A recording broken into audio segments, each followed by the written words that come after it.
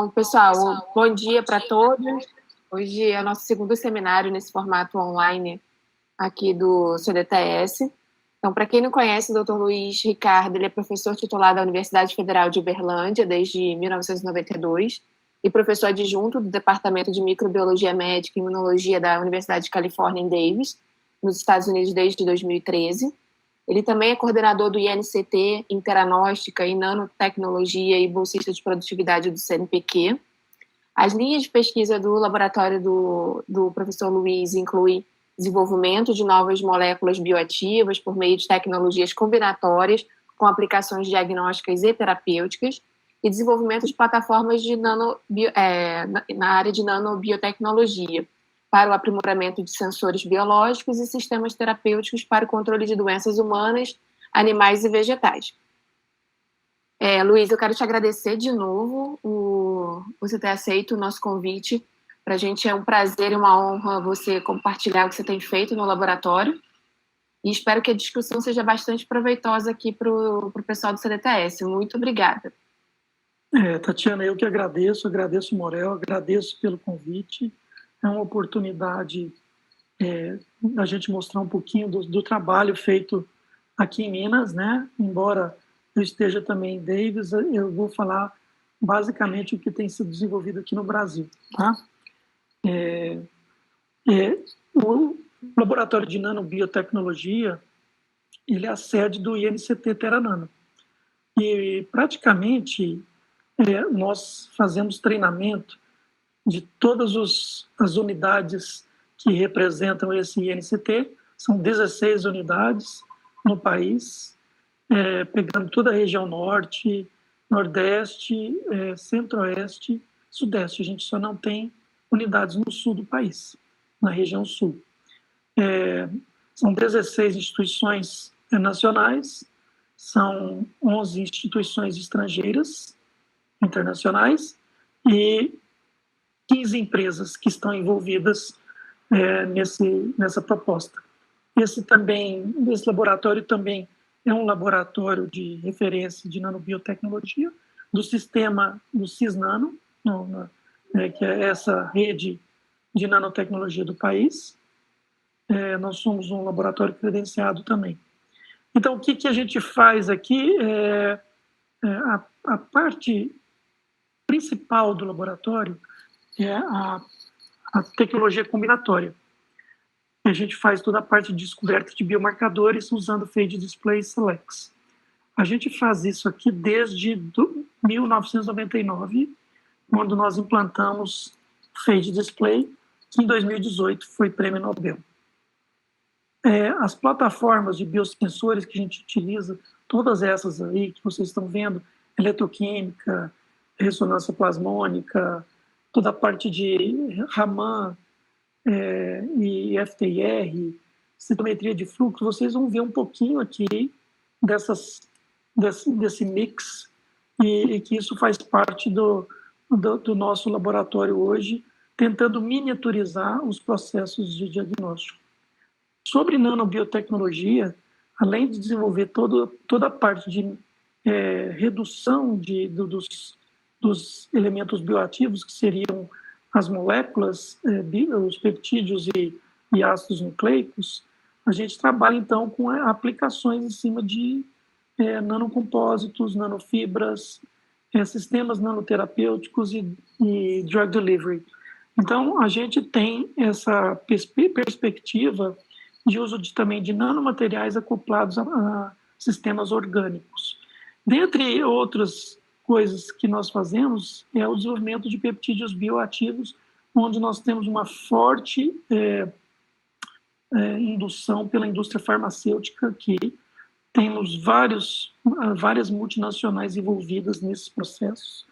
E dentre elas, por exemplo, tem a AstraZeneca, Roche, Boehringer, Chiesi e assim por diante. Tá? São várias indústrias que estão envolvidas nesses processos.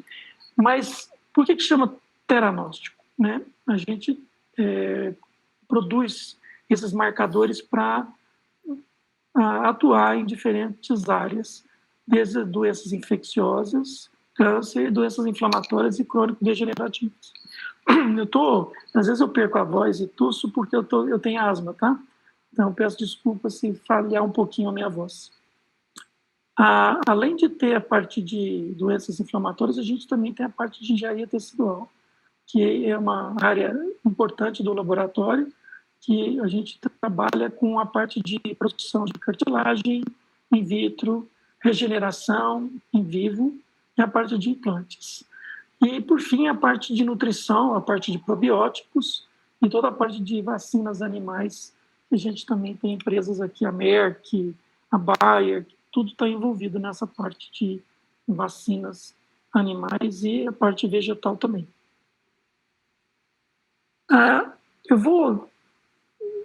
Eu estou usando esse slide aqui para mostrar para vocês que como a gente está fazendo essa apresentação de forma digital, da mesma maneira existe uma demanda muito grande por tecnologias convergentes e integradas.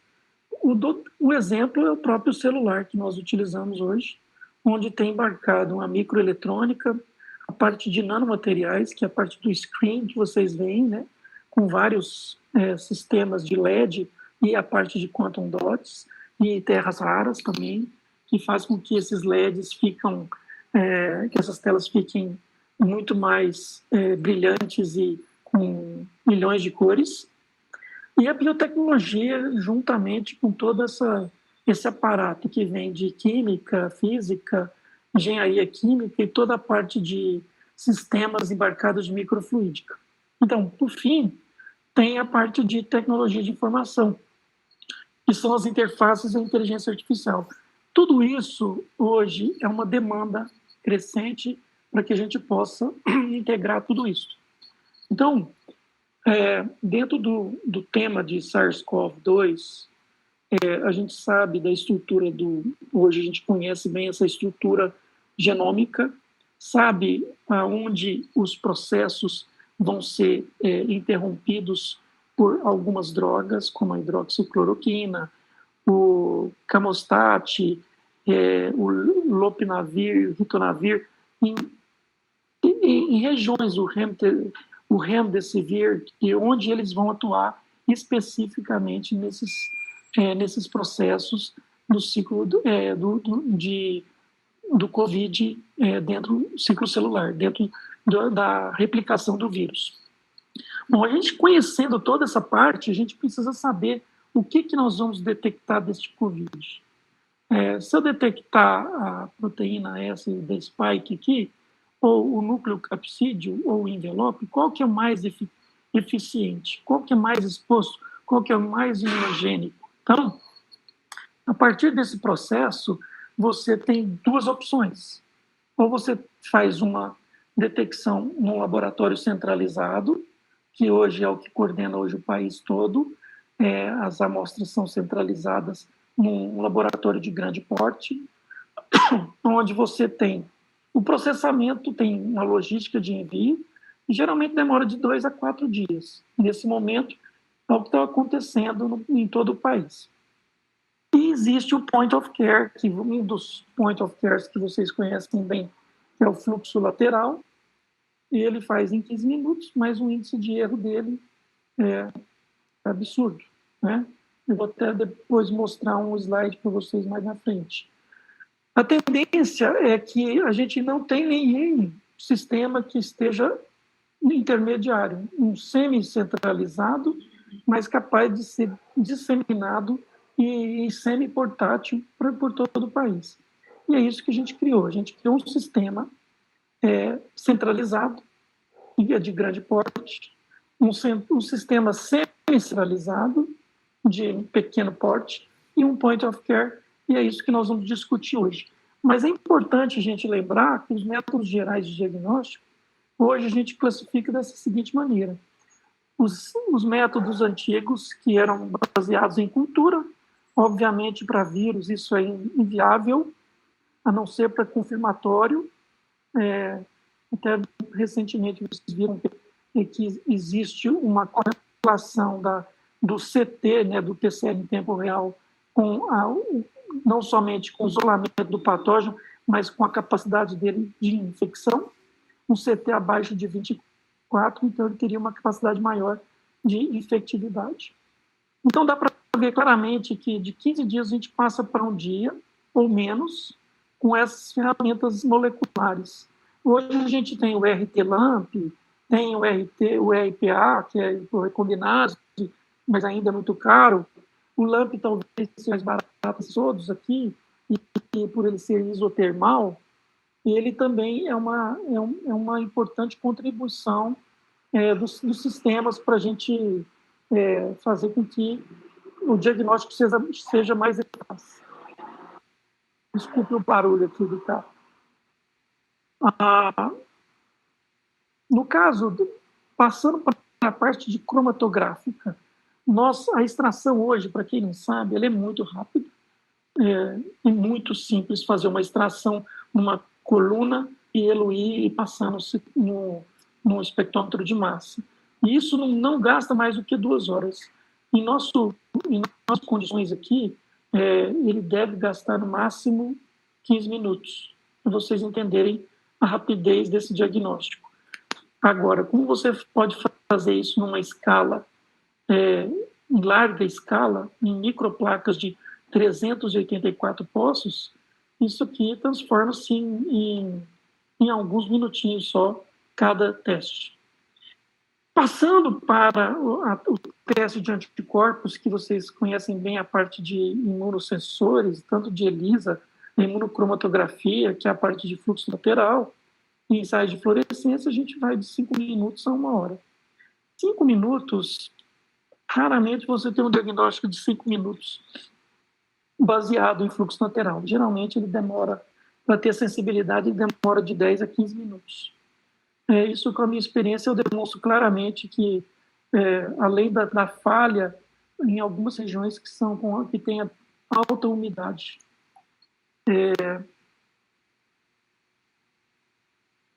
Aqui a gente ainda tem uma parte de sensores baseado em aptâmeros, isso aí a gente tem até uma parceria com o CDTS, com a Fiocruz. Acredito que essa parceria vai se fortalecer de agora em diante, porque sistemas baseados em aptâmeros são muito mais eficazes. Eu não vou mostrar nesse momento aqui, mas desenvolvemos aptâmeros que fazem a busca por influenza, influenza A e B, por H1N1, que é uma influenza pelo Covid. Enfim, é possível hoje fazer uma captura magnética, enriquecendo rapidamente no meio de soro ou na saliva, fazendo com que esse diagnóstico se torne em questões de menos de 5 minutos. Tá? Então, é possível hoje fazer um diagnóstico muito rápido e até associado com essas outras ferramentas aqui, para a gente melhorar a especificidade do sistema. Agora vamos passar um pouquinho para a área de engenharia de peptídeos, né? E a gente usa o sistema de phage display. Vou mostrar por que eu fiz isso, dentro dos 3 sistemas de centralizado, semi-descentralizado e totalmente descentralizado com point of care. Esse entra um point of care, então, primeiramente. O que nós fizemos? Pegamos soros de pessoas convalescentes, com altos títulos. Se você pegar um índice ELISA, e assim, acima de 1 é positivo, teve o Covid. Então, eu peguei pessoas que tinham títulos acima de 100, com altíssimos títulos, e que tinham esses títulos, eles tinham uma soroneutralização importante do vírus, quando feito isso in vitro. Bom, a partir desse momento, nós pegamos, então, esses fagos que têm peptídeos fusionados nessa proteína P3, em um fago filamentoso, que ele tem aproximadamente 8 a 10 nanômetros de largura, 800 nanômetros de tamanho, né?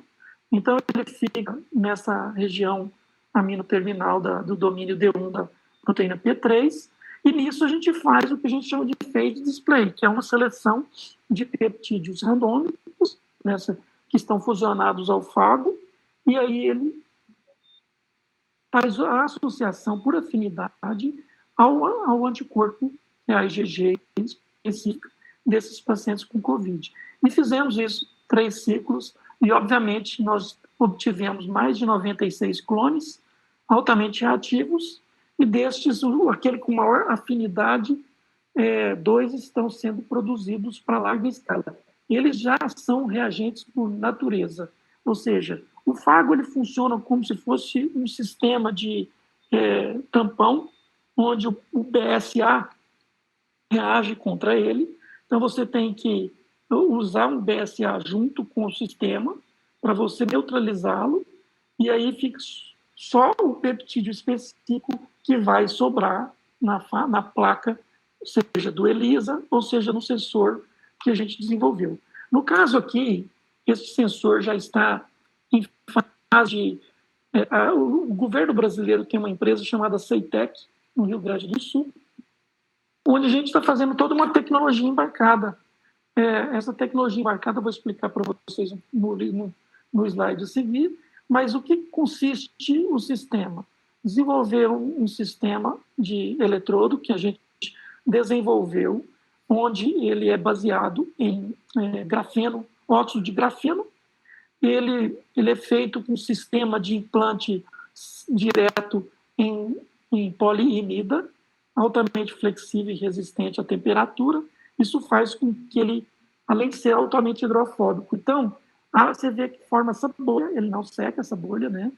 E ele forma, então, dentro desse sisteminha aqui que vocês estão vendo, aqui é a matriz, onde a gente coloca a nossa sonda, e aqui são os eletrodos de referência e contra-eletrodo, para que a gente possa, então, identificar quem é positivo e quem é negativo, neste caso aqui, tá? Então, o que é esse sistema que a gente faz? O que vocês estão vendo aqui, ó, nós estamos pingando a saliva com um sisteminha já com um sistema para carregar elétrons, e aí você deu um pico aqui em 10 segundos. Tá? A mesma coisa, de novo. Nesse outro sistema, você pinga e ele vai dar um outro segundo pico aqui de oxidação, e depois ele faz a redução aqui, um único pico de redução. E isso foi o que nós criamos como protótipo inicialmente. Agora, o que a gente está fazendo na Ceitec é um sistema, além de ter os nossos eletrodos, que aqueles eletrodos que vocês viram são eletrodos importados, então a gente já tem eletrodos nacionalizados, que foi feito pela nossa equipe. Ele também tem esse sistema embarcado, ele fica conectado tanto por fio ou diretamente por USB no seu smartphone, e você faz a detecção simultânea. Então, esse aqui foi o primeiro sistema, que ele está em fase de o design do protótipo interno aqui. Foi feito tudo com tecnologia de pick and play, porque o problema é que ainda algumas peças são importadas e a gente está tentando fazer isso nacionalmente. Por isso que não vai ser liberado agora. Bom, mas agora vamos mudar então para a área daqueles sistemas descentralizados, semi-descentralizado e o centralizado, onde requer inteligência artificial.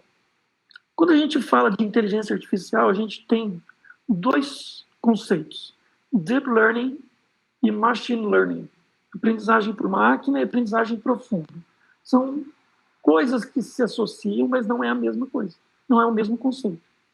Funciona por busca de interações, de padrões, de conexões e de tomada de decisões inteligentes com algoritmos que você vai criando a partir de Você tem que supervisionar. Então, é supervisionado esse sistema. Então, o que requer isso? É difícil até para eu falar, porque requer um grupo de TI extremamente experiente com um grupo de cientistas de dados que trabalham com estatística, de process mining e experimentação. Então, você imagina, eu preciso de um grupo de TI para fazer a parte de inteligência artificial e um grupo de ciência de dados. E eles têm que integrar para tentar colocar isso na forma de linguagem correta, de robótica, de planejamento, de sistemas bayesianos, suporte de vetores, árvores de decisão e o deep learning. Aí, o que tem dentro desses sistemas? Eu preciso de linguagens, geralmente a gente utiliza o Python, mas a R é muito usada também. Nós temos várias plataformas, a gente utiliza hoje o da Oracle, que é mais robusto, né? Tem as várias ferramentas de development tools. Hoje a gente não usa nenhuma dessas, a gente utiliza a Orange, que ela é muito mais robusta, foi feita por Harvard. E tem as ferramentas de dados, a exploração e visualização e toda a parte de inteligência artificial. Bom, você imagina que tudo isso aqui eu preciso ter uma equipe. Hoje a minha equipe consiste de aproximadamente 12 pessoas de TI e o valor total disso aqui, para que vocês entendam, é quase $1 milhão. Isso aqui é impossível o governo pagar. É impossível. Então, nós tivemos que montar uma estratégia associada com o pessoal que veio da Microsoft para que pudéssemos implementar isso. E qual que é o impacto dessa inteligência artificial na saúde? Primeiro, começa com a vigilância sanitária. Você vai reconhecer padrões inadequados e não conformidades. Você consegue identificar esses processos todos, inclusive logo na entrada dos hospitais, é possível você fazer um monitoramento muito importante nas unidades também ambulatoriais. E o cuidado com a saúde, ele permite você fazer em tempo real otimização de medicamentos, monitoramento de espaço físico, precisão nos diagnósticos, prognósticos e até no tratamento. As políticas públicas nem se fala, porque o reconhecimento desses padrões epidemiológicos, eles vão alterando com o espaço geográfico e tudo mais. E a prevenção também, que vai estar acoplada a essas políticas públicas, você acaba fazendo também o monitoramento, inclusive dos prontuários eletrônicos. Então, o impacto é muito grande, tanto no diagnóstico, porque você tem que conhecer a história pessoal e biológica desses indivíduos, tudo que você puder incorporar. Imagine que temos uma população, e desta população, nos sistemas convencionais padrão, a gente conhece que 25% dessa população está positiva e o resto tudo negativo. Mas, na verdade, quando você começa a usar as tecnologias ômicas, mais inteligência artificial, você reconhece que, na verdade, esses indivíduos eram SARS-CoV negativos e influenza, outros vírus positivos. E, na verdade, você só tinha um grupo de 25% que era totalmente negativo para o SARS-CoV. E isso é importante porque foi exatamente isso que aconteceu quando a gente começou a trabalhar. A gente começava a ver clusters, grupos de pessoas que não tinham nada a ver com o negativo verdadeiro. Aí a gente começou a falar assim, será que isso aqui tem outras infecções? É lógico que tinha. Por quê? Eles entravam no ambulatório e tinham sintomas, mas sintomas muito parecidos. Alguns com tuberculose, alguns com influenza, alguns com outros coronavírus e assim por diante. Imagine o pote, a baderna que é isso. Né? Como que nós vamos fazer isso? Então, qual foi a nossa opção? A gente sabe que o sequenciamento, o DNA, a gente vai diretamente nesse processo aqui, usando PCR, o RT-LAMP, o LAMP específico, ou outras ferramentas de sequenciamento para que a gente possa identificar o vírus. Algumas pessoas utilizam, obviamente, a RT-PCR porque o vírus é um vírus de RNA. Mas aí, eu consigo detectar proteínas? Consigo. O problema é que os sistemas de proteômica, eles levam um tempo muito grande, diferentemente da metabolômica, que é muito curto, porque são pequenas moléculas. E lembrando que isso aqui é o sistema nosso. Isso aqui é o nosso dogma, DNA, RNA, proteína. Só que isso aqui leva aos metabólitos com interação com o ambiente. E a microbiota. Então, tudo isso aqui influencia nos nossos metabólitos. Não adianta você ter uma genética com predisposição, mas se você tem hábitos saudáveis, com certeza vai mudar isso aqui. Inclusive os medicamentos, que vão alterar isso aqui também. Então, nossa opção foi, será que a gente consegue identificar por metabólitos lipídios, carboidratos e pequenas moléculas proteicas, peptídeos, será que a gente consegue determinar desses 5 mil compostos, 30 mil espécies de lipídios, o fenótipo fisiológico, ou que a gente chama de fenótipo funcional? Então, foi aí que nós adotamos a metabolômica. Por quê? Ela está associada a tanto aos eventos genéticos e epigenéticos, a idade, o ambiente, doenças, drogas, nutrição e o próprio nível de vida. Então, este fenótipo aqui é coordenado por uma série de metabólitos e que isso depende de toda essa interação aqui. Baseado nisso, a gente usou uma estratégia metabolômica, onde tanto com tecido, gases, a gente pode fazer com GCMS, e líquidos, nesse caso a gente usou um LCMS, MS, um QTOF, e hoje a gente também tem já um sistema robotizado de um LCMS triplo quadrupolo, onde a gente pega o líquido, extrai rapidamente, num sistema de 30 segundos, mais ou menos 30 segundos a 1 minuto. Ele é muito simples e faz a injeção direta na massa, pega todos esses espectros, aí entra a parte de inteligência artificial, clusterização, identificação de metabólitos e árvores e criação de vias metabólicas. Então, essa reconstrução, a gente faz isso hoje tudo automaticamente, tá? Demorou um tempinho para a gente chegar nisso. E eu vou mostrar algumas evidências por que a gente fez isso. A gente começou fazendo isso não com Covid, mas com outras doenças. Eu comecei fazendo, por interesse próprio, a classificação da asma. E não nesse caso aqui, com esse sistema de metabolômica, a gente conseguiu pegar pacientes que são classificados como eosinofílicos, neutrofílicos, paucigranulocíticos e mistos. A gente conseguiu identificar e erramos apenas 4 desses indivíduos todos aqui. Como que eles são classificados hoje? A gente tem que fazer o escarro e tem que ver o tipo celular que está dentro desse escarro. Imagine o tempo que isso leva para a gente classificar o paciente e ver que tipo de medicamento que é mais adequado. Hoje a gente faz isso em 1 minuto e meio, com 98% de certeza de acerto, né? E nisso, o que significa isso, esse acerto? Significa que a gente reconhece o metabólito e a intensidade dele. E nós criamos uma árvore de decisão.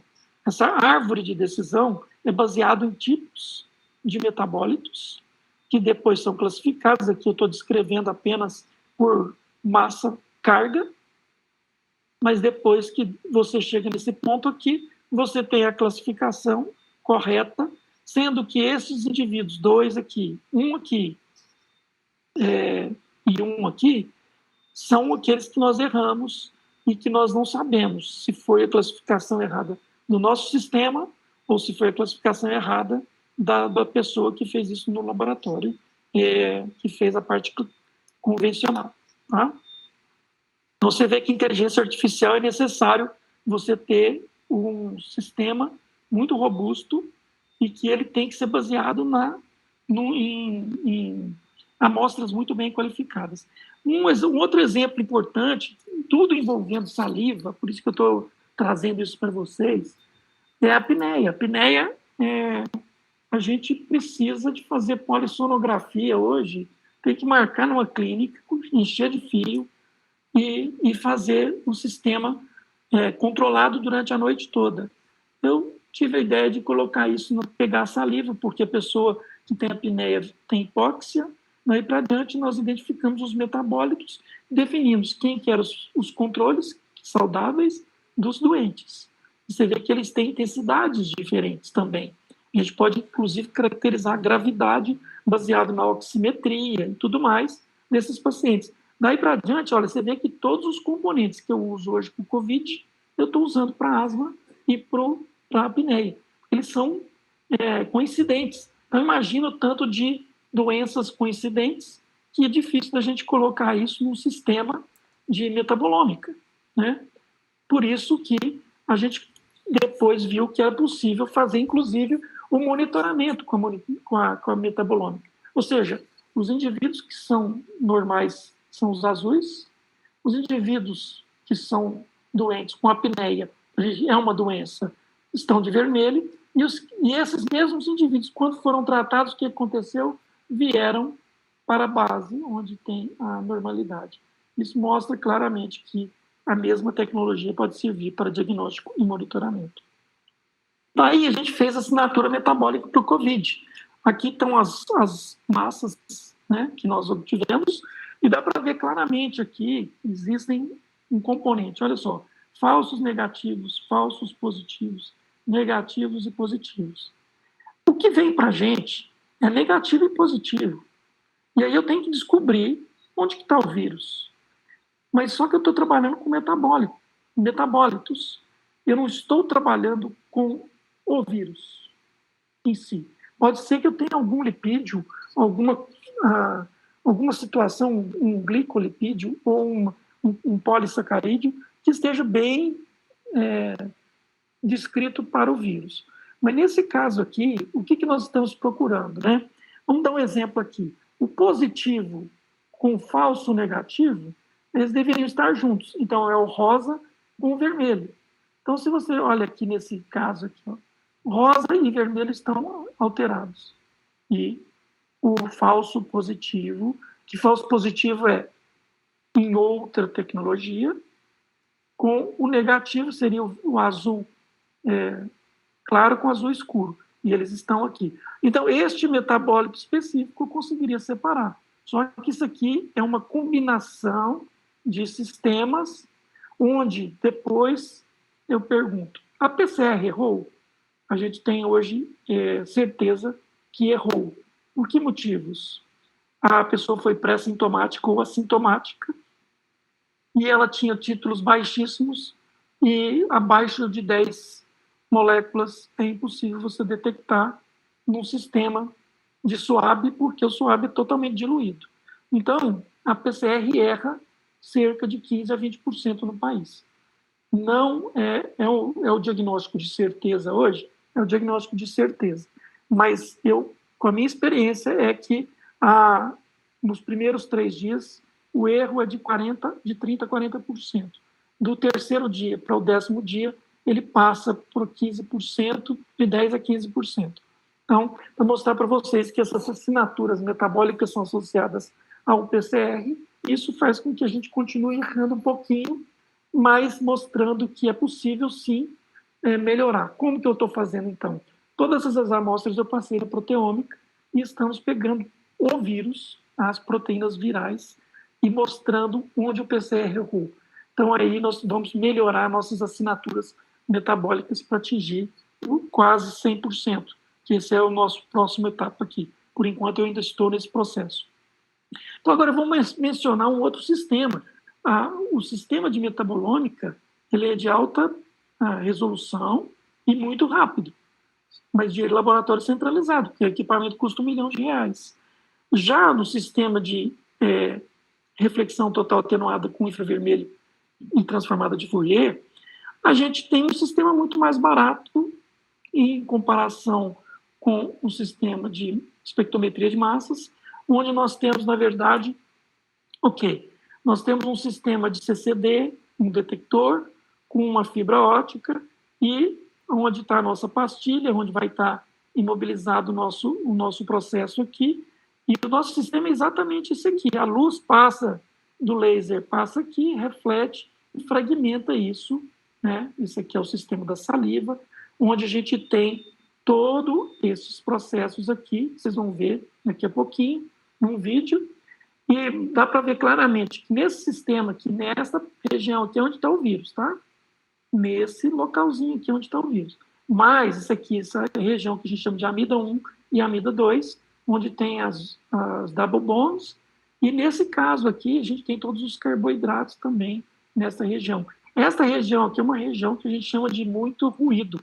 É muito complicado a gente usá-la para ter um efeito importante na inteligência artificial.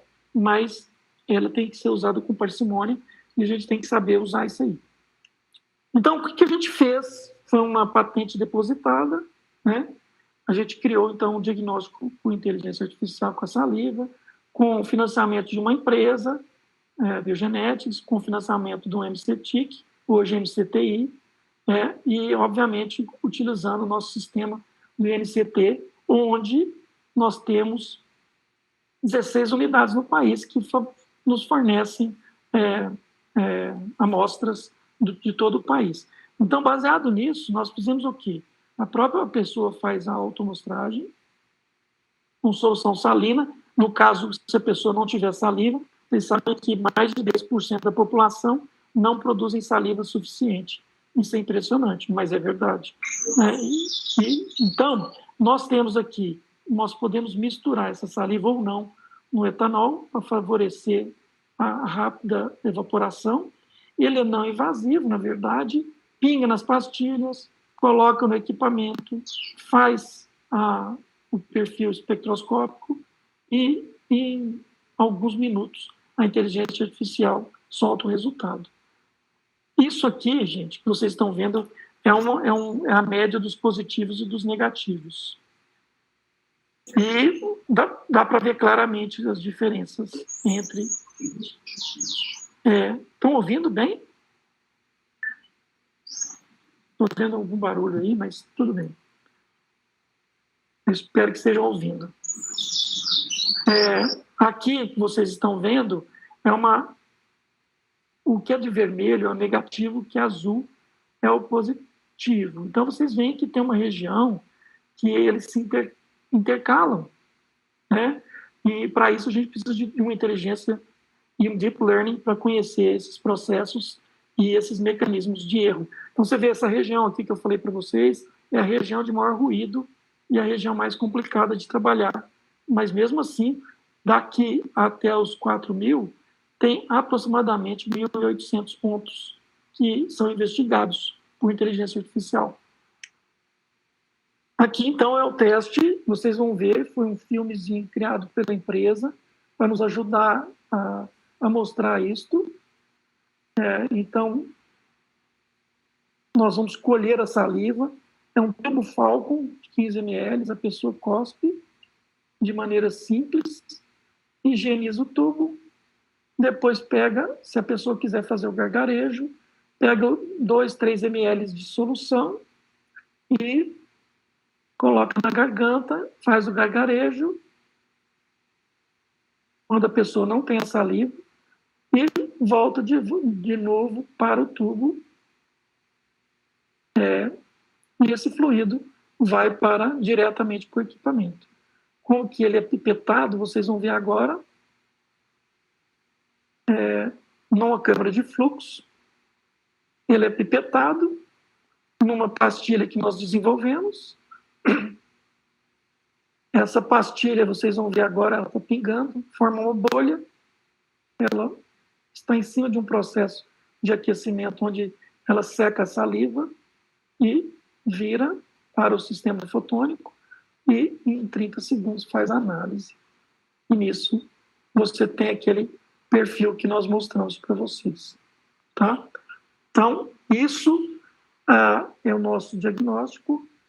A comparação com outras tecnologias dá para ver claramente aqui, olha, o PCR no início 70 amostras de 250 pacientes teve 93% de detecção, mostrando que errou 7%.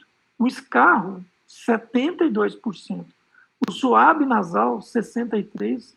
Orofaringe, 32%. Então, quando você mistura o suave nasal com orofaringe, você está diluindo isso aqui. Então, você vai acabar pegando vai ficar em torno de 50%. Tá? Depende da quantidade de vírus que você tenha no suave nasal. Muitas pessoas não estão fazendo mais orofaringe, só por causa disso aqui. E, obviamente, essa parte de fezes e sangue e urina não tem significado nenhum. O diagnóstico imunológico, vocês vão ver aqui no slide seguinte, que ele tem uma acurácia muito baixa, devido ao problema de sensibilidade da técnica de PHGN e IgG. Isso tem sido motivo de várias publicações que vocês vão ver. No nosso diagnóstico fotônico, a gente atinge uma sensibilidade até razoavelmente alta, mas uma especificidade mais baixa. Por quê? Por causa que a PCR também pode ter errado. É o caso aqui que nós estamos mencionando. E nós estamos falando de saliva, que está tá intermediário, entre 90% e 70%, tá? Também, próximo disso aqui, né? Agora, só para vocês entenderem a comparação do ELISA com a RT-PCR, olha aqui, são 9 ensaios realizados no país. Olha que coisa, varia de 55% a 85%. Isso vai depender de quê? Vai depender de onde está a época que foi retirado, né? Isso é um ensaio especificamente para IgG, que não dá, a IgM falha demais. Tem outros que nem fazem IgG, impressionantemente, né? Alguns assintomáticos, uma boa parte deles, eles não produzem nem IgM nem IgG. Então a gente tem visto isso aí. Embora a especificidade seja alta, a sensibilidade é muito baixa. E aí eu faço uma comparação para vocês aqui do ATR e FTR com o RT-PCR. A gente está detectando a presença do vírus. Ele é que é um equipamento de R$100 mil aproximadamente, enquanto que na PCR você precisa disso aqui. O RT-LAMP, ou o LAMP sozinho, ele fica muito mais barato. Mas mesmo assim, com a quantidade de reagentes que requer, acaba ficando mais caro e que vai ficar entre 70 a 130 reais, mesmo com o LAMP. No caso aqui dos nossos reagentes, é muito pouquinho. O substrato e o calibrador usado no sistema, que a gente mistura, ele simplesmente é isso aqui, alguns centavos. O problema maior é a inteligência artificial, que você paga para hospedar um site onde várias pessoas estão usando simultaneamente, e esse site geralmente é muito caro. Então, dividindo, quanto maior o uso, mais barato vai ficando, e a tendência é que fique em torno de R$70 no custo final desse processo, tá? E esse aqui em torno de 200 ou R$250, porque o laboratório vai querer tirar alguma coisa, uma vez que isso aqui é o custo operacional, sem contar todas as despesas de mão de obra direta, indireta, e a parte de taxas, né? Impostos pagos. Então, a acurácia média aproximada, e nós fazemos com esse sistema aqui de 500 a 800 amostras por dia, no saliva, dá 1 minuto e meio, e aqui a gente pode fazer até mais, dependendo se você tem a placa de 384. Mas para ter uma placa de 384, aqui é 96, desculpa, você precisa de um robozinho. Em resumo, a tecnologia ela é portátil, porque você pode levar esse equipamento, ele é muito pequeno, para qualquer lugar, basta ter uma energia. Você não necessariamente precisa de um NB3, basta um NB2, nível de segurança. A gente tem um sistema também que esse mesmo processo é utilizado para outras doenças, isso é mais importante. As assinaturas espectrais elas ficam prontas em 1 minuto, 1 minuto e meio, com 8 microlitros. E na tecnologia ele pode ser disseminado via LACENS, via ambulatórios, com a quantidade de até 800 amostras por de saliva, ou se quiser fazer SWAB, ele demora mais, aí diminui pela metade. O SWAB ele ele requer 3 pipetagens no mínimo para que a gente faça a mesma coisa. E do LCMS que a gente fez, o valor é muito alto, né? Exige-se uma centrífuga com placa para extração, mas a capacidade de processamento é um absurdo, né? É muito grande. É de 1.500 a 2.000 amostras por dia, e você tem mais ou menos 1.200 metabólitos, em média, com a significância de 70 metabólitos por Covid. Esse é meu último slide. Só para terminar, a parceria público-privada, sem ela, seria impossível fazer essas 3 tecnologias. Impossível no momento, em 2 meses que nós executamos isso. É uma coisa absurda, né? Em 2 meses a gente fazia uma pesquisa de que às vezes demora anos. Então, teve que ter um investimento pesado, não somente de equipamentos, mas de bolsistas e de um sistema de TI extremamente robusto. Tem uma vantagem competitiva, você tem que apresentar sempre tecnologias que têm vantagens competitivas e que têm cronograma muito bem feito em metas e valores. Senão você não consegue atrair o parceiro privado. Tem que ter uma visão empresarial de longo prazo, com entregas programadas, caso você queira. Você tem que aprender a trabalhar com empresas.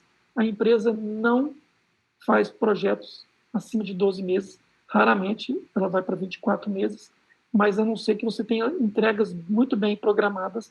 E quando eu digo entregas, são metas bem estabelecidas com algum protótipo pronto em poucos meses. Quando eu falo poucos meses, é de 2 a 3 meses.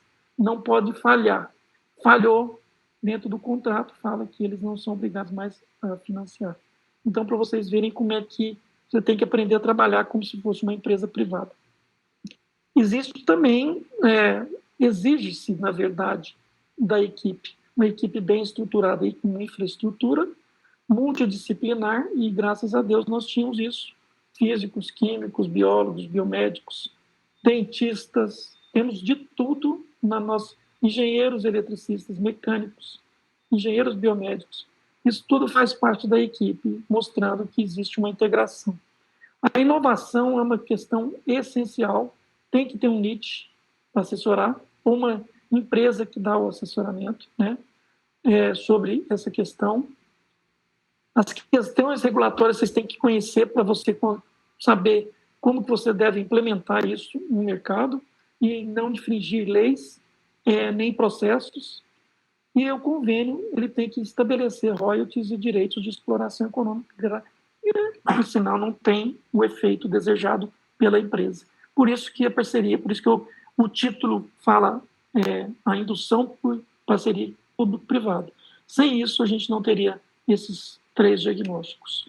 Eu quero agradecer, então, esse é o apoio financeiro que a gente tem no laboratório para esses instrumentos que nós mostramos para vocês. Eu deixo à disposição aqui, eu vou parar de compartilhar a minha tela e podemos...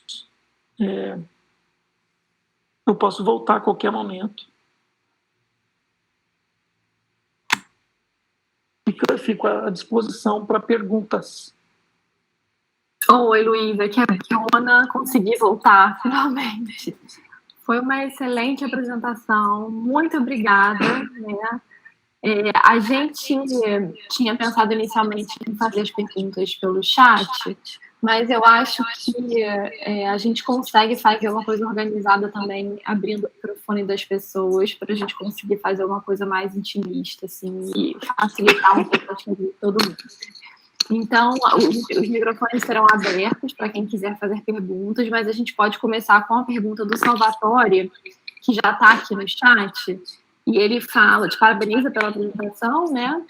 E pergunta que fala que essas metodologias que você apresentou envolvem equipamentos caros e complexos e que muitas vezes não são acessíveis na maioria dos hospitais, né? Exceto para algumas grandes redes diagnósticas. E a pergunta dele é qual a perspectiva que essas metodologias caras podem ser aplicadas no SUS? A pergunta ela é muito boa, excelente, na verdade. Realmente o espectrômetro de massas só para grandes laboratórios e centralizados. DASA, são grandes laboratórios como DASA, Fleury, Pardini e assim por diante. Agora, o FTIR, ele é um equipamento de médio custo, eu digo médio porque R$100 mil hoje, ou $16 mil, de médio custo, ele custa $16 mil. Ele não é um custo exacerbado, considerando que você não usa reagentes. Você não tem que comprar outro reagente, tem que usar a pastilhinha e trabalhar com um sistema que não é só para COVID, lembrando, ele serve para outras doenças. Foi feito para DPOC, para Zika, para dengue, para asma e assim por diante. E agora COVID. Então, é importante dizer que ele não serve apenas para doenças infecciosas, serve para doenças crônico-degenerativas. Inclusive, a gente utiliza hoje ele para diagnóstico do câncer de mama, triagem.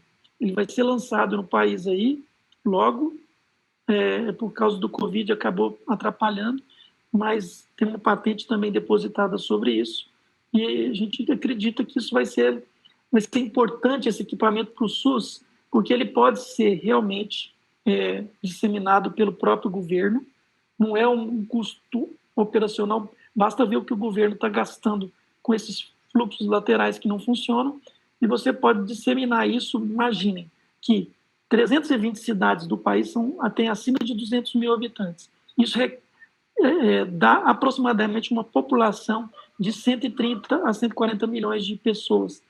Mais do que os 50% da população você consegue atender se você disseminar essa máquina para esses locais. Então, é possível, sim, não é uma tecnologia cara, porque ela não requer reagente, tá? Essa é meu entendimento. Agora, aquele do smartphone que nós fizemos, ele é para realmente fazer diretamente com o médico no seu escritório, né, no seu atendimento, onde ele possa jogar isso. Pode estar com inteligência artificial? Pode também. Porque o nosso sistema, o próximo sistema, ele é também com inteligência artificial que está vindo aí. Legal. Não sei se eu respondi. Não, acho que sim. Se Salvatore quiser mais algum comentário, é só... Faz tempo que eu não vejo o Salvatore. Um bom amigo. A Marta também faz uma pergunta, acho que você meio que já respondeu, levando em consideração a complexidade dos testes, qual seria a chance delas serem absorvidas pelo SUS é muito fácil, seus laboratórios pouco aparelhados, né? Acho que vocês viram aquele videozinho, mostra claramente a complexidade do processo é mínima, né? Você pinga na pastilha e deposita no aparelho e joga a pastilha fora, porque ela não precisa ser reutilizada e nem vai ser possível reutilizada. Ela tem um filme na superfície onde ela faz com que aquela bolha fique presa.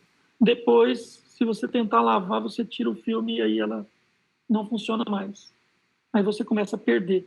Eu sei que tem pessoas que vão tentar reutilizar a pastilha. Eu mesmo tentei, mas não consegui. Imagino. Bom, o Morel também faz uma pergunta aqui, né? Te parabeniza pela sua apresentação e pela qualidade do seu programa de pesquisa, desenvolvimento e inovação. E parabeniza a sua universidade, né, que desenvolveu bons e eficientes mecanismos para nutrir as parcerias público-privadas. E fala um pouco, dizendo que a Fiocruz, como autarquia, enfrenta algumas dificuldades nesse item e que é possível que a gente possa aprender um pouco com a universidade alguns pulos do gato. Então, eu queria que você comentasse um pouco sobre esse tema que interessa bastante a gente. Então, eu tenho um seminário que eu dou para o pessoal nos Estados Unidos, que é a parte de design thinking, de como pensar e fazer um design e de pesquisa. É uma aula, na verdade, que a gente tenta ensinar como que a gente tem que atrair a empresa para dentro e como fazer com que a gente tenha um projeto viável, obviamente acoplando a pesquisa básica. A gente não pode esquecer que a pesquisa básica é importante, mas ela tem que estar acoplada a uma aplicação, uma visão futura. Se você não tiver uma visão futura, não tem como você dar esse pulo do gato. Então, a gente precisa, sim, de organização. Então, a empresa conseguiu contratar um cara que veio de um laboratório privado para me auxiliar na gestão do projeto. Isso é muito importante, gestão de projetos, com metas, deadlines. As pessoas começaram a trabalhar em escala industrial. É totalmente diferente hoje. O laboratório passa a ser uma continuidade, e é público, hein? O legal é isso. E tudo validado com procuradora, tudo esquematizado, as pessoas recebem bolsas. Isso é muito interessante. A gente demorou um tempinho para para aprender esse esquema. É um esquema muito importante e eu acho isso que vai reger. Inclusive, eles me chamaram na UC Davis também para fazer isso.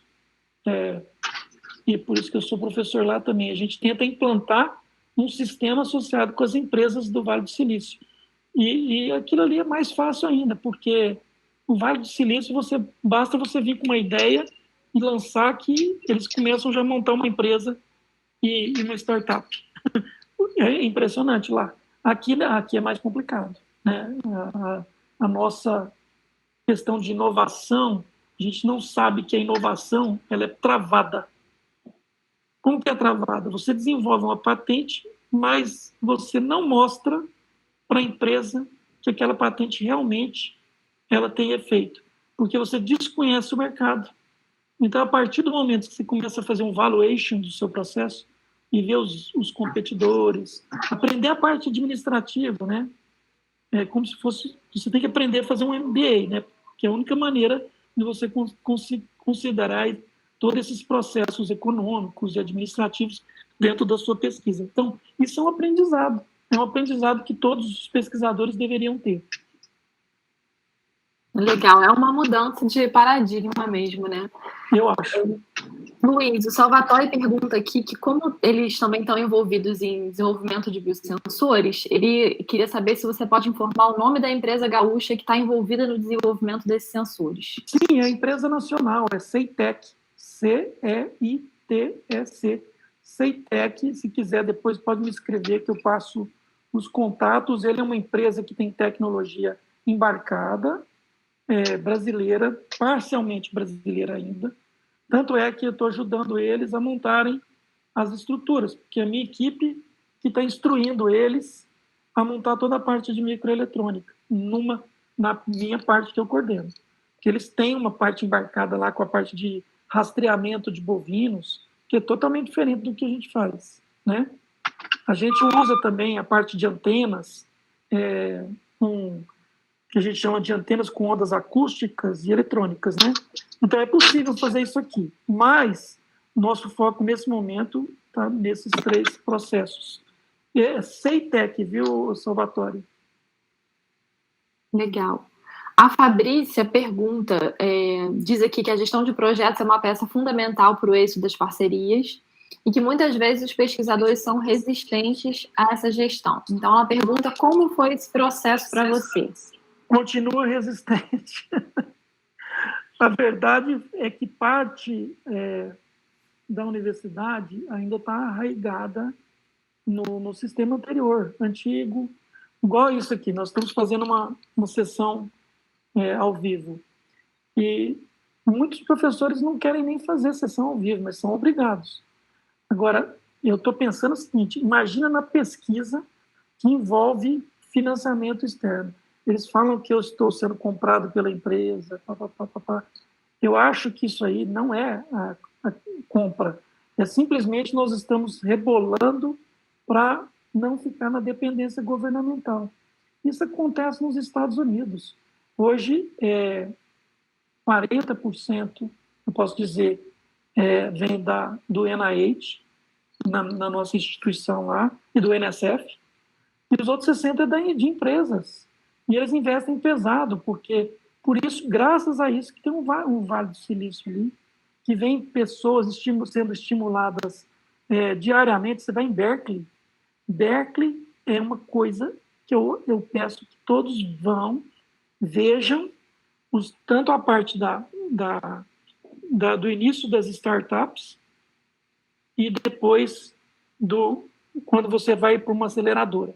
Você tem lá o sistema da Surtadia Center, que é onde estão as startups, que você tem o treinamento para ser não somente inventor, mas ser um como é que fala? Um empresário. Depois você vai para o Skydeck, que é uma aceleradora. Aí você vê na estrutura deles, eles fazem competição interna dentro da instituição e fala, a empresa tal colocou um produto aqui, ele quer saber quem que vai dar uma solução para isso aqui, depois uma proposta. Aí eles entram numa competição interna, os 2 que levarem, em 12 meses tem que implantar com recursos da empresa. Isso é uma coisa que não existe no país, aqui no Brasil, né? Aí você vê, quando você vai para aquela empresa Plug and Play, lá em Palo Alto, é do mesmo jeito. Veio o pessoal da academia para dentro da Plug and Play, tem 200 microempresas lá sendo lançadas, dentre as quais várias são unicórnios que têm mais de $1 bilhão já, e vocês conhecem várias delas, né? A Dropbox veio de lá, na Plug and Play, e assim por diante. Obrigada, Luiz. Realmente é uma maneira muito diferente de operar, né, do que a gente faz aqui no Brasil. Nós temos que reaprender, temos que abrir a cabeça, inclusive dos procuradores, porque o procurador tem que entender que não dá para você imagina, você vai fazer um remédio, e você tem um remédio muito bom, você vai lá e fala assim, Rocha, eu tenho um remédio legal. Funciona? Você fez o pré-clínico? Não, não fiz não. Fiz só um pré-clínico aqui, fiz com um camundongo. Ele falou, não, você precisa fazer em 2 roedores, depois fazer num outro mamífero maior. Depois, quando você fizer o toxicológico, aí você conversa comigo quando você estiver na fase 1. Clínica. Aí você fala, poxa, preciso fazer tudo isso? Eu não sabia. Aí você fala assim, mas a empresa não pode financiar o seu medicamento? Pode, mas ela vai ficar com praticamente tudo. Então, a mesma coisa funciona para diagnóstico. Então, se você não tiver este conhecimento de como partir do niche para o empreendimento, essa lacuna que todo mundo perde no Brasil. Por isso que nós não estamos inovando devidamente, porque a lacuna entre a patente, que foi depositada, às vezes, precocemente, e o empreendedorismo. Essa lacuna aqui tem um monte de fases, e que as pessoas não sabem disso. Uma hora podemos falar disso. Uma hora podemos falar só disso aí para você. Nossa, isso daria, acho que, um seminário inteiro. Assim, é um assunto que, para a gente, também é muito interessante. Inovação e empreendedorismo é um seminário completo, mostrando etapas de como você vai empreender. Legal. Quem sabe a gente vai convidar você de novo ainda esse ano, Luiz. Vai ser um prazer. O Danilo faz uma pergunta aqui, também te parabeniza pela apresentação, e ele pergunta aqui, diz que você mencionou que grande parte do custo do teste está no serviço de processamento dos dados usando inteligência artificial. Ele queria saber qual é o serviço utilizado. Naquele gráfico que eu mostrei para vocês, mostrando inteligência artificial com a parte de estatísticos, os data scientists, né? Então, você tem o cara da TI, que faz a inteligência artificial, e o cientista de dados. Além desses, que você tem que pagar royalties para eles, você ainda tem que pagar o SQL Server, você tem que pagar a Oracle, você tem que pagar os sistemas embarcados da inteligência artificial. Isso tudo tem custo. Esse custo operacional, além do lucro da empresa, fica em R$70. Aquele lucro, mais os impostos. Quando você coloca tudo isso que a gente não sabia, né? Você vem cá e fala assim, a pastilha custa 2 centavos, e isso aqui custa... eu não uso mais nada, eu uso só um equipamento de R$100 mil, mas você não tem que depreciar esse equipamento? Eu estou falando igual um empreendedor, porque, na verdade, você acaba virando. Você tem que aprender a entender custo e fazer o que a gente chama de valuation. Valuation é quanto que vale o seu processo no mercado nacional e internacional. Aí você tem que ver todos os seus competidores. Se tem alguma quebra de registro de patente, é bem complicado. Bem complicado. Você tem que ter uma empresa, um nicho muito bom. E, geralmente, os nichos brasileiros, eles sabem escrever um pouquinho da patente, mas eles não entendem do mercado internacional. Isso não é exceção, é regra. Uhum. E o que acontece hoje é que nós precisamos dar outro pulo nos nichos, ensiná-los ao mercado internacional. Mas quando você ensina, o pessoal vai embora para uma empresa privada para fazer consultoria. É verdade. O Tiago Moreno pergunta aqui se existe alguma diferença de sensibilidade na saliva de pacientes graves, intubados e de casos autolimitados. Existe, depende do que você está perguntando, assim, olha, às vezes a pessoa já não está nem mais com Covid. Ele já está, já debelou o Covid, já saiu. Ele está com um processo inflamatório, como se fosse uma septicemia, e grave, com infecções bacterianas, por isso que usa azitromicina.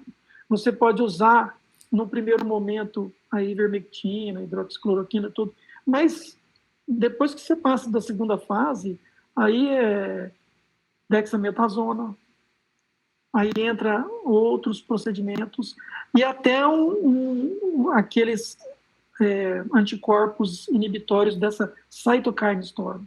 Por exemplo, a tocilizumab, que é anti-L6, e assim por diante. Né? Então, são coisas diferentes. Detecção da sensibilidade, ela ocorre até os 14 dias. Bem, mas tem pacientes que ficam até 28 dias, ninguém sabe por quê. A gente não sabe. Alguns pacientes realmente têm uma permanência do vírus por mais tempo, e tem outros que só têm IgM e não tem IgG positivo. Tem outros que só têm IgG primeiro e não tem IgM. Então você fala assim, o que essa doença é? A gente precisa aprender ainda muito, não sabemos direito. Uma das alternativas que nós fizemos aqui, que isso vai estar logo, vocês vão estar sabendo, é fazer um monitoramento pela saliva também, mas vou explicar isso no próximo momento. Legal. Thiago, se você quiser mais algum detalhe, você pergunta aqui de novo. O Paulo faz a seguinte pergunta, Luiz, também te parabeniza pela palestra. A pergunta dele é, com a sua experiência lá fora, você consegue imaginar um caminho para incentivar a criação de startup nas universidades e institutos de pesquisa? Sim. E eu fiz um projeto com a fundação da universidade aqui, e eu atraí uma aceleradora de empresas para dentro, onde ela vai também fazer investimentos. O que a gente quer fazer? Eu estou querendo imitar a Berkeley, eu estou copiando, não vou inventar a roda, estou copiando a roda. E, na verdade, nós vamos começar a fazer o treinamento das pessoas que têm vontade mesmo de criar, que são inovadoras verdadeiramente, porque tem gente que fala, eu quero entrar nesse processo, mas a pessoa tem que ter essa inventividade, essa capacidade criativa naturalmente, porque a gente pode ensinar, e o ensino tem a ver com o background da pessoa. Quanto mais você lê, mais background você tem, mais capacidade você tem de inovar. Mas tem gente que não tem capacidade inovadora. E a pessoa tem que ter consciência e, obviamente, ela vai ser selecionada nesses processos, né? Eu já vi várias coisas que eu fiz parte de avaliar esses centros de incubação de empresas. Então, com certeza, a inovação, tem gente que está copiando, você vê claramente. Eu peguei uma pessoa copiando de outra pessoa no Brasil, e o cara estava infringindo um monte de leis, e eu, por um acaso, eu estava no comitê de assessoramento para avaliar essas incubações. E falei, meu Deus, a pessoa está copiando e está infringindo leis. Eu falei, eu não vou compactuar com isso. E, obviamente, a pessoa foi descartada. Mas tem condições, viu? Eu queria aproveitar esse gancho também e te perguntar como é que você começou esse processo de conversa, né, com essas empresas?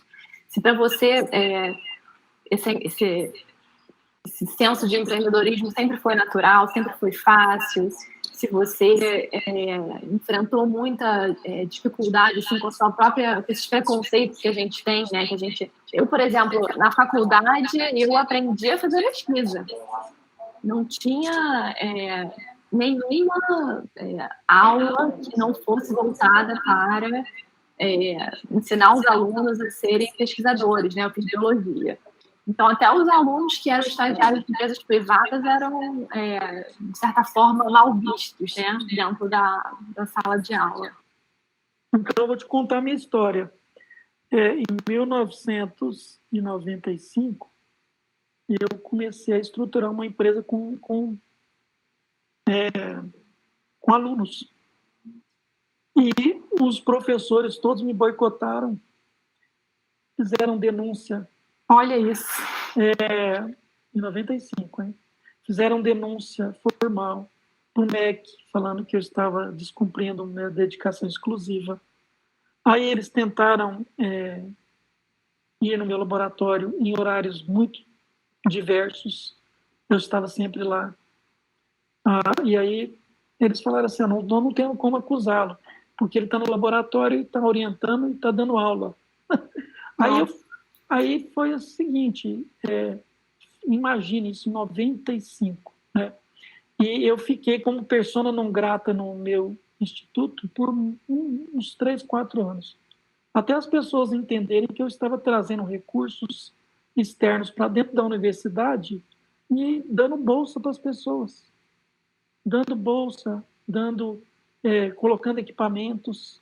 A primeira empresa que investiu na universidade comigo, em 1993, foi hoje Sadia, foi BRF, né? Foi a Sadia. Pois, na época, se eu ajustar, R$2 milhões. Nossa. Isso é uma coisa, assim, inimaginável. Como que eu consegui convencê-los a colocar em 93, nenhuma empresa brasileira fazia isso, né? Então, quer dizer, é possível, sim, mas você tem que, aquilo que eu te falei no começo, no final, você tem que prometer e entregar. E tem que ser coisas que são factíveis, entregas muito importantes, e você tem que influenciar o sistema dele. O que aconteceu na época, para você entender? Eu implantei um sistema genético para a empresa deles, via UFO, e eles tiveram, naquele ano, em 12 meses, um faturamento a mais de 8%, quando a empresa faturava R$400 milhões. Nossa. Isso quer dizer o quê? Eles me deram os 2 milhões com o maior prazer. Nossa, muito legal. A gente tem que ter uma visão de mercado, senão você não consegue atrair a empresa. Não adianta. Tá? É verdade. Tem que conhecer o mercado e tem que saber se o seu produto é fácil de ser disseminado. A Fabrícia pega um gancho aqui, afirmando que nem todos os pesquisadores têm essa habilidade para empreender, né? Mas que as instituições públicas têm que apoiar aqueles que têm essas habilidades. Então, a pergunta dela é: como você vê o papel das agências de fomento brasileiras nesse movimento de empreendedorismo? Ou as agências de fomento, elas devem ser estritamente voltadas para a pesquisa básica? Não, na verdade, há muito tempo, desde 2002, que o governo tem estratégias. O Morel saiu, mas ele poderia até me falar também disso aí. Mas o governo tem estratégia desde 2002 de inovar, de melhorar a capacidade produtiva do país. O que ele privilegiou na época? Só patente. E não adianta ter patente se você não consegue ter produto no mercado. Então, este é o nosso dilema. Privilegiou, a gente conseguiu aumentar, fez NITs, né, núcleos de inovação tecnológica, conseguiu implementar as tecnologias, conseguiu fazer com que as pessoas tivessem mais patentes. Agora eu te pergunto, das patentes depositadas, quantas são produtos no mercado? E lá nos Estados Unidos eles têm uma métrica de cada 100 patentes, por cada 1.000, quantas entram no mercado. Aqui não tem essa métrica, né? A gente precisa aprender que não adianta você ter uma patente se você não vai ter produto. Tem gente que está patenteando só para ter no currículo. E eu conheço algumas pessoas. Porque você vê que aquele produto... Eu vou dar um exemplo bem simples aqui. Você imagina que você pega esses medicamentos que são com outra finalidade, repurposing. né? Drugs. O reposicionamento de drogas. O que significa isso? Você pode patentear isso? Poder pode. Tem valor? Não. Mas por que não tem valor, Luiz? A droga já existe no mercado. A pessoa usa se ela quiser. E aí, você vai, patenteou, a pessoa está usando e não tem como você monitorar o mercado. Se está usando por causa daquilo. Este é o problema de reposicionamento de drogas. Ela só serve para você publicar e ajudar o mercado, mas você vai ajudar a empresa que liberou aquela droga. Isso está acontecendo em diversas áreas, viu? Em diversas áreas. Então, essa questão de mudar o que é patente verdadeira e que vale a pena investir, o NIT tinha que avaliar isso com muita, assim, bem afinco mesmo. Saber o que é o valor daquilo para o mercado, se aquilo vai se transformar em produto e como que ele poderia se transformar. Caso contrário, vocês vão ter patente para pôr no currículo. E isso é o que o Brasil tem hoje, a maior parte. Infelizmente. É verdade. O Paulo faz uma outra pergunta aqui. Se haveria possibilidade de uma startup de fora da Federal de Uberlândia ser incubada dentro da universidade? Precisaria ser totalmente presencial, porque ele acredita que a Biominas não é 100% presencial. A Fundação Biominas, ela não é 100% presencial e tem aquela questão das empresas associadas e não incubadas. Você fica com toda a infraestrutura administrativa, mas você não precisa estar localizada em tempo integral na incubadora. Isso acontece em qualquer incubadora, em Campinas, Biominas, em Santa Catarina e Florianópolis, que é, para mim, a melhor e maior incubadora do país, hoje. É a melhor, sem dúvidas. Mas tem também em Curitiba, tem na Bahia, no Cinatec, tem um Parque Tec lá maravilhoso, em Salvador, que também tem um direcionamento muito interessante, que eu acho que isso aí eles acertaram, eles estão com uma visão muito próxima do que deve ser o Cinatec Senai, né? Então, tem sim, eu acho que isso está acontecendo agora em todos os lugares. E a tendência a não ser 100% presencial. Legal. A Mariana aqui faz uma outra pergunta. A Mariana, que bom vê-la. Te dá parabéns, né? E a pergunta dela é: a negociação com o governo do kit diagnóstico para Covid para o SUS veio por meio da sua startup ou veio via INCT? A negociação do kit veio via INCT, que já tinha acordo com uma empresa, não é startup, não. Empresa normal. Empresa de médio para grande porte. Então, o que acontece é que eles tiveram que dar um aporte financeiro via FINEP. A empresa deu um aporte de 2.800.000 e o governo deu 700 mil reais. Foi só isso. 700 mil do governo. Nossa Senhora. A diferença é grotesca, é verdade. A diferença, por isso que eu te falo, não adianta você trazer 200 mil reais, 500 mil, quando você precisa você tem que demonstrar a precisão daquilo, né? Uhum. Então, é complicado, viu, Mariana? A gente teve que mostrar para o governo que tinha aquele aporte e que já estava sendo aportado via convênio, tudo oficial. Foi uma sorte minha também, né? Eu ter o convênio tudo oficializado, tudo certinho, com reitor assinado e tudo certo. Isso aí eu acho que eu fui beneficiado por isso aí também, né?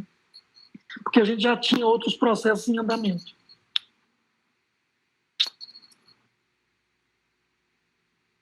Mas, não sei se eu... Eu acho que sim, acho que respondeu sim. O INCT, o legal do INCT é que ele dá estrutura para mim no país todo, e eu ajudo todos os outros, as unidades, porque eles estão integrados nisso aí, né? Quem está fazendo toda o front, né, que está dentro, está pegando os pacientes, fazendo toda a parte de coleta de dados, isso é muito importante. Não pode falar que foi feito tudo aqui. Aqui foi parte só tecnológica. Legal. Luiz, muito obrigada. Gente, a Amélia, alguém tem alguma pergunta? Se todo mundo estiver com as suas curiosidades sanadas, eu quero agradecer vocês pelo convite, Tatiana, você, Bruna, o Morel. Estou à disposição quando vocês precisarem. Ok. Olha, o Morel pediu para te agradecer em nome dele. Ele teve uma conferência com a China agora, 11h30, então ele teve que sair para poder participar. Mas ficou muito feliz de ter você com a gente. Eu também posso dizer que foi uma palestra super rica. Acho que é bem possível que a gente chame de novo para fazer uma palestra sobre outro tema, sobre o empreendedorismo, que é um tema que para a gente é super interessante. Queria agradecer também ao pessoal do CDTS, que está todo mundo aqui, que participou da palestra fazendo perguntas. A gente teve uma discussão muito legal. Então, eu queria agradecer a todos e dizer que a gente se vê em breve no nosso próximo seminário de julho. É claro que acho que qualquer pergunta que vocês tenham a mais ou alguma questão que vocês queiram abordar diretamente com o Luiz, a gente passa para vocês o e-mail dele, caso vocês queiram conversar em algum outro momento, até porque fazer perguntas assim rapidamente às vezes pode ser complicado, mas eu tenho certeza que ele vai estar disponível para responder outras dúvidas. Quero agradecer, então, novamente. Obrigado a todos aí pela audiência.